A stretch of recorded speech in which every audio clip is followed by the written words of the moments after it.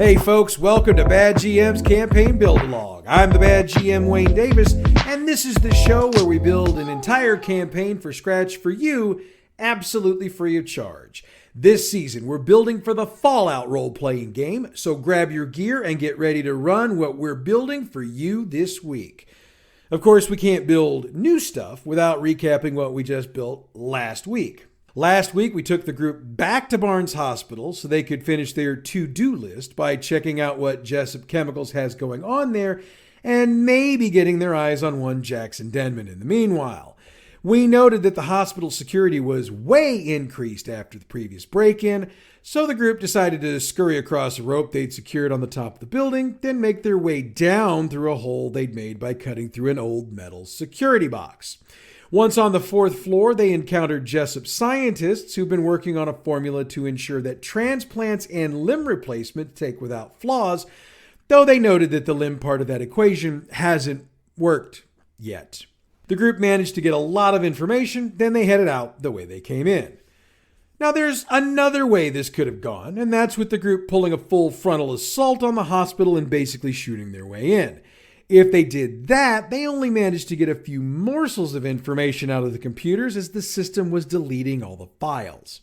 That's where we wrapped our session last time, so we'll pick up with the group finding somewhere to check out all of the information they have and working up their next moves. One quick thing here. It's been pointed out to me that if the group had the opportunity to download information, it might have just been quicker to snag the entire computer and head off with it. And since the computers look a heck of a lot like the ones in the video game, I say why not? Okay, so we're going to hit the largest information dump first. Then I'll point out what morsels the group that did the full-on assault got. Last, we'll get into the information Victor was able to give the group.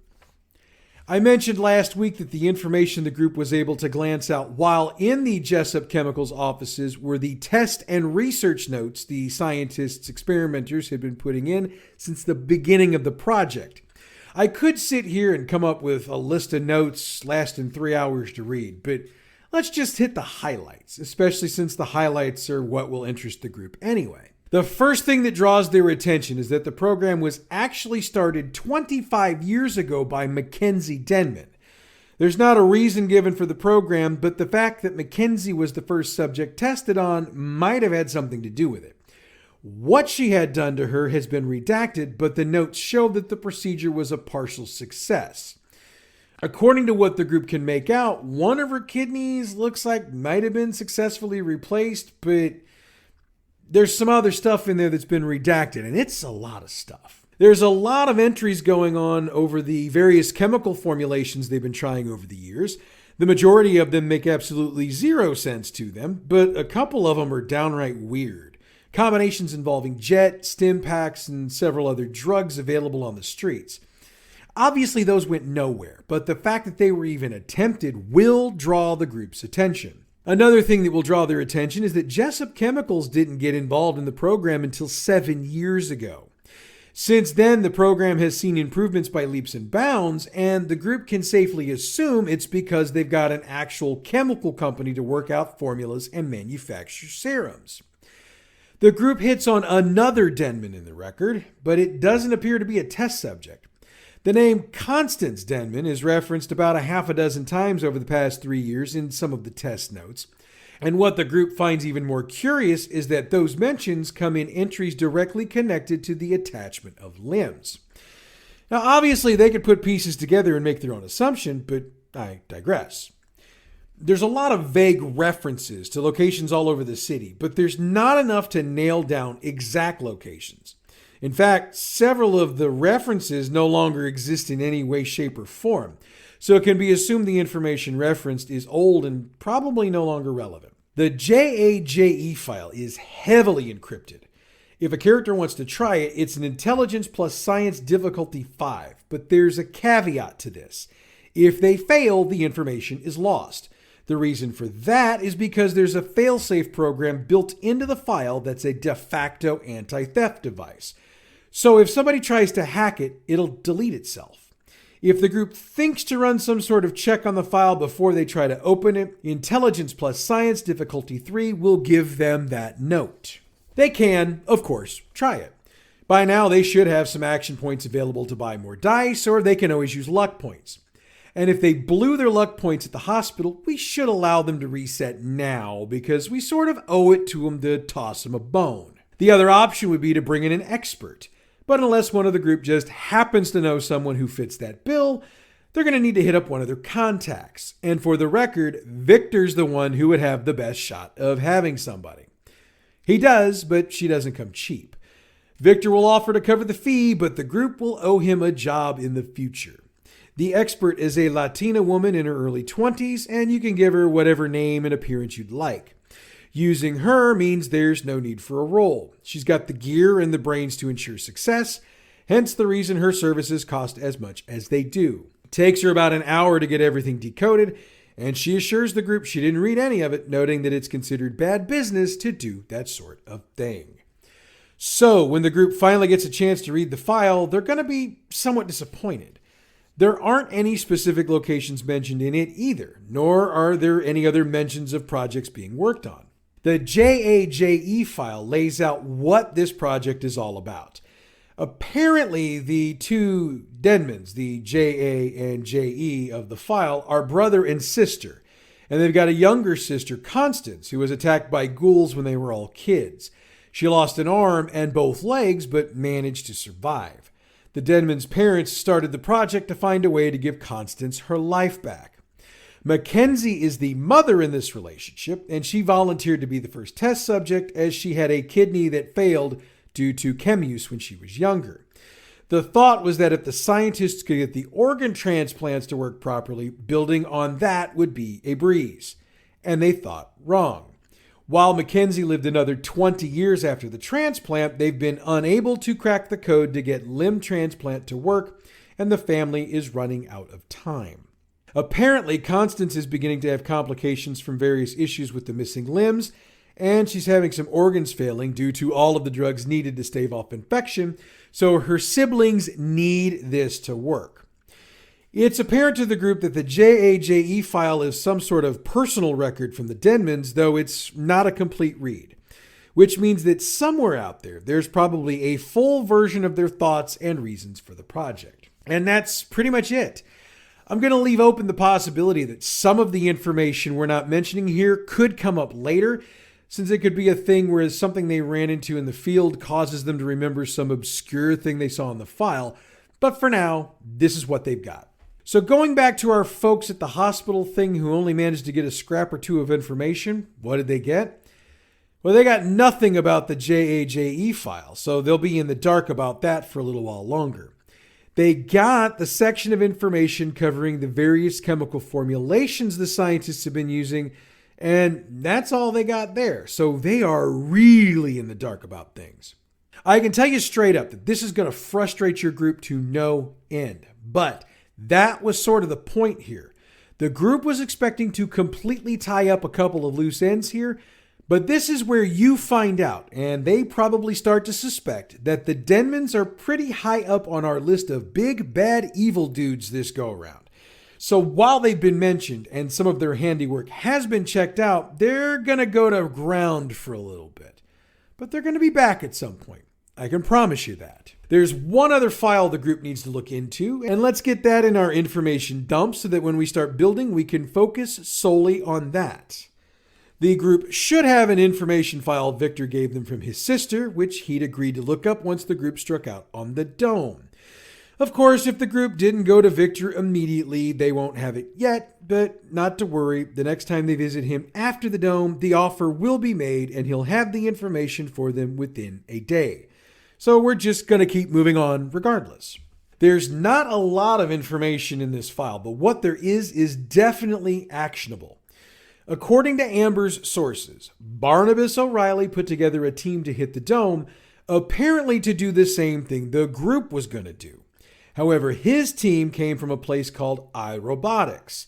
While she wasn't able to find any information on them, she was able to find the address, and it's located in the old Italian neighborhood known as The Hill.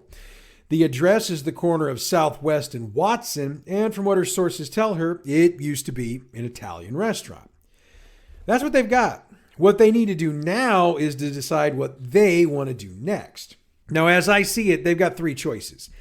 Continue to bang their heads against the wall trying to find information on the Denmans, follow the lead given to them by Amber, or pay off their debt to Victor if they have one. Now look, the first one's out. The group can spread some caps around to trusted sources to have them be on the lookout for information, but they're going to only use sources that they can trust, and it's going to need to be folks that don't already have more caps than they do. Otherwise, this is going to be a dead end for a moment. And even if they do give them caps, they're not getting information for a while, so just tell them to chill. I'll also be honest. At this point, Victor does not have a job he feels would be appropriate enough for the group to work off in the amount of caps he had to pay, so he's going to ask that they be patient and he'll let them know when he's got something. He'll also note that at the moment, he really doesn't have any caps paying jobs either. So that leaves the lead following option. And I'm sure the group will once again think we're railroading them into going where they want them to go. And that's okay. From time to time, we need to do that. Otherwise, we'd have to have 100 different ideas at least partially built out so we can account for every single possibility. That's not reasonable to do, so we put the games on rails for a moment with the idea being that more options will be coming later. And in this case, later means pretty much after they do this job. Trust me. So let's take the group on a trip to the historic Hill District of St. Louis, which of course means it's time for another one of my history lessons, but I promise I'll make it quick. The Hill got its name because, as you might guess, pretty much all of the neighborhood sits on a hill in the southwest portion of the city. It was founded by Italian immigrants and sits a short distance from Dogtown, which was historically the Irish borough. In our time, some of the best Italian dining in the city can be found there. And in our game, it still is to a point. The hill wasn't hit that bad when the bombs dropped, and a majority of the homes and businesses managed to stay standing. Granted, a lot of doors and windows got blown out, and there was a lot of cleanup needed to make them usable again, but a very few buildings needed to be demolished. So, much as it is in our reality, the hill is a hub of activity in this part of the city. The walk from Diamond Pass to the hill is going to take about a half an hour, and some of that is because they've got to cross Interstate 64, which is called Highway 40 by St. Louisans. Don't ask. Once they get there, they'll see something most of them have never seen, a rather vibrant, thriving community who've managed to bring color and life in the middle of the wasteland. And I'm serious about this. There are Protectron robots wandering the street acting as law enforcement, other Protectrons who are in construction mode, working to keep buildings maintained and the streets and sidewalks clean. Of course, since there aren't any usable cars anymore, the streets have a number of vendor stalls or stands or whatever on them. There are a number of restaurants here, and while the primary type is Italian, pretty much any ethnicity of food you could want is represented here in some way, shape, or fashion. And there are plenty of shops for the characters to check out if they're so inclined. We'll kick the available items to rarity 3 and 4, though the prices will be higher. Go 75% above book value and allow for negotiations as need be. Also go 40% below book value for trades. These folks know what they have and they're not settling. In fact, somebody will undoubtedly say something along the lines of, "You want cheap? Head into the heart of downtown." I'll leave naming the shops and fleshing them out to you because this is another opportunity you have to put your spin on the world. I'll probably share my take on it when my group gets to this point down the line. I'd also note that there are rooms for rent here if they're interested, but by this point the group probably enjoys having the freedom to come and go as they please. Okay, so they're here on business, so let's stop messing around and get to the business. As promised, iRobotics is located in what was once an Italian restaurant, though the outside has been redecorated a bit, with the red, white, and green colors of the Italian flag painted in a couple of different shades of white and gray. Looks like somebody was trying to tone down the presence of this business. Of course, since it sits on the corner with nothing on the east or south sides of it, you can't help but see it. And the group can't help but see the two individuals standing out in front of the building. They are dressed in the stereotypical outfit of a mafioso. 3-piece suit, fedora, shine shoes, the whole bit. And while they don't have guns out openly, the way they hold their arms is a clear indication that they've got them if they need them. So long as the group plays nice, they're going to have no issues getting in, as the only thing the doormen are looking for is somebody coming in with weapons openly displayed. So long as weapons are holstered or slung along the back, they'll let him in without question. If they do have to stop them, the only thing they're really going to be asked to do is holster their weapons before entering. They enter to a reception area, which is about 30 by 30, walled in so that you have to stop and speak with the receptionist. Her desk, which is basically a 30-foot section of short wall directly across from the entrance, is easy to spot, while the doors to the left and right, only a few feet from the edges of the desk, are closed. There are also a number of chairs lining the walls back towards the entrance. At this moment, there's nobody in here, and the receptionist is available to greet them. She stands as they approach, and she's the epitome of 1940s, 1950s style. Her brunette-colored hair is permed up and curly. She's wearing a gray dress with a conservative cut and just enough makeup to highlight her deep green eyes. In fact, somebody in the group will probably think they seem a little too green, but they'll probably just brush it off. I'll get to why that means something momentarily. She introduces herself as Dorothy and welcomes them to iRobotics. She asks what their business is. Now, this is the $64,000 question. What's the excuse the group's going to give? Now, as I see it, there are three possible options, though your group will probably think of something I'm missing. I mean, heck, my group's going to probably come up with a couple of things I didn't come up with. Oh, and if your group happens to have a synth on hand, keep that fact handy. If the group just decides to be up front and mention something about the dome job, she's going to play dumb. The group knows she's playing dumb, but they're not going to be able to shake her off of that. And if they keep pushing, she will let them know once that they need to leave. If she has to say it twice, she raises her voice a bit and says, "Enough." When she does that, the doors on either side open, and two more individuals than the number of group members walk out. They're dressed just like the two on the door, only they have their laser pistols out and are ready to fight. For the record, these are synth striders, and their stats are on page 375. And yes, I know there's a lot of them here. The idea is to show strength, not fight. And so long as the group walks out, that's how it stays. If they decide to stay and fight, that's going to be a tough one because these bad boys have physical damage resistance to everything. So damaging them heavily, it's going to be tough. That being said, I really doubt this option comes into play because, let's face it, your group is smarter than this. Option 2 is to claim they're friends of Mr. O'Reilly. That's going to take a charisma plus speech difficulty 4 check. The thought here is that they'd want to speak to someone since they were referred here by him. If they succeed, Dorothy will ask them to take a seat while she calls Mr. Aston to let him know they're here. We'll continue this in a moment. If they fail the check, go back to option 1, plays out the same way. Option 3 is probably the safest. If they state they're associates of Victor's, while Dorothy doesn't appear to be overly happy about it, she does ask them to take a seat while she calls Mr. Aston. Now, before we continue, this is where having a synth in the group pays off a bit. We'll assume your synth is 3rd generation, so they'll readily recognize that everyone in this office is a synth strider. Synth striders are 2nd generation models, and there are imperfections just obvious enough to either another synth or someone who spent a lot of time around synths to know what they're dealing with. If these were 3rd generation, it would be almost impossible to tell that difference. And the difference that he hit on is that deep color of the eyes.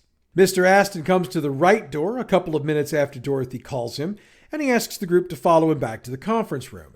He states he's using that room instead of his office due to the number of people that are going to be in it. Now, the conference room has glass for the wall facing the office, so everything that's done in here will be seen by the various individuals working at their desks in the office, so the group would be wise to keep their moves to a minimum. There are more than enough chairs in here for everyone, and Mr. Aston asks if they'd like a refreshment. If they do, he summons Dorothy and asks her to bring Nuka-Colas for everyone. Oh, and I'm leaving the description of Mr. Aston to you. I see him as a short, dumpy guy with a really bad comb-over, but if you've got your own idea, run with it. Now, how the conversation with him goes depends on who they said they were associates with. We'll start with Victor. Aston makes it clear that iRobotics' interactions with Victor have not been the most pleasant in the past, and he's curious as to why Victor would send them his way. This is going to be opposed charisma and speech checks, But fortunately for the group, you're only rolling against his 6 for mind, so getting enough successes to outdo him shouldn't be very difficult. If they succeed, he'll buy whatever story they tell him, but if they fail, it's obvious he doesn't believe them, and they're going to need to come up with something else. If at any point they mention the dome job in this conversation, Aston shuts it down, says he doesn't know anything about it, and asks them to leave. It'll be the same as it was with Dorothy's conversation, though the synths will approach the conference room and wait for the group to exit. If they don't, they have no qualms about blowing out the glass to shoot them. Anything else will get him to open up about the business, so we'll hold here because it comes up in the next conversation as well. So let's do the O'Reilly conversation. Aston's pleased that Mr. O'Reilly thought enough of his business to send more business his way. He won't get into specifics about the job itself, but notes that his synths, and he'll straight up refer to them as synths, do exactly what you instruct them to do, and they won't deviate from the mission. He's curious as to the nature of the group's visit, and this is where it gets interesting. If the group wants specifics about the job, this is going to be an opposed charisma plus speech, same as before. If they succeed, he'll be willing to get into a few details, but not too many. He'll offer, and it'll seem almost like by accident, that the package was delivered to an address about 6 blocks south of their current location, though he has no idea who grabbed it. The other thing he will say is that he was saddened to lose one of his men, though O'Reilly offered up extra for our loss, which, as you know, is just how he is. If the roll fails, see what happens with the other failed rolls. But we're not going to worry about that, are we? Your group will succeed. They'll have a pleasant conversation with Mr. Aston, and they'll head out to check out the address provided. Again, you're going to walk down the hill. They walked up to get to where they were, and it's a pleasant walk, and they're greeted warmly by pretty much everybody they see, so long as they're polite or at least not complete jackasses. The address in question is a small 2-story house on the left side of the street. There's nothing about the house that makes it stick out in any way. It's the same shade of gray as pretty much every other house in this section, and it looks neat and well maintained. They can head up to the front door and knock, but they don't get a response. If they knock again, they'll hear a deep voice respond. "Who's there? We're not expecting anybody." The wording should be a giveaway, along with the deep, gravelly nature of the voice. Whatever is behind that door is some sort of super mutant, which kind of goes with O'Reilly's MO. It doesn't matter what they say, so we're not going to bother with rolls here. The dude behind the door is not opening it, so the group needs to decide what they're going to do next. I think I know what my group's going to do, so let's write that up. They can either kick the front door in or head around to the back and try that door. Either way, they're going to be dealing with 4 super mutant brutes who are highly agitated. Their stats are on page 368, and this fight will probably be on 2 floors, since 2 of them will try to head up the stairs to split the party. Run it till it's done, then the group can scavenge from the bodies and try to check for what they came for. One thing to consider, with all that noise, there's probably going to be Protectrons coming soon, so they need to work quick. Intelligence plus Science difficulty 4 to spot the data drive hidden amongst the trash on the kitchen counter. The smart move would be to grab it and head out the back door, then either head south and cut back north after a few blocks, or hoof it all the way up the hill behind the other houses, then cut east for a bit before going wherever they're going. If they're gutsy enough to walk out the front door, they'll have to deal with enough Protectrons to equal 3 more than the number of party members, and those stats are on page 363. One other thing to note on that is if they get into a fight in the street, they will be persona non grata moving forward on the hill. Sorry. We can fairly safely assume at this point that they're headed either to their own safe house or to Diamond Pass and Victor to get their data downloaded. So get them there, and then we'll stop the build here for this week. Next week, we figure out just what they found. Then we get the group back on the adventuring trail. In the meanwhile, check out our other fine podcast, Role Playing History. This week, we take a closer look at the games Nightbane and Everway, and I found both of those to be rather intriguing when I was researching them, so I hope you do as well. Role Playing History is available wherever you get your podcasts or on our website, badgmproductions.net. All Fallout role-playing game materials referenced on this show are the trademarked and copyrighted properties of Modifius Entertainment through their license with Bethesda Games and are used on this show for entertainment purposes only.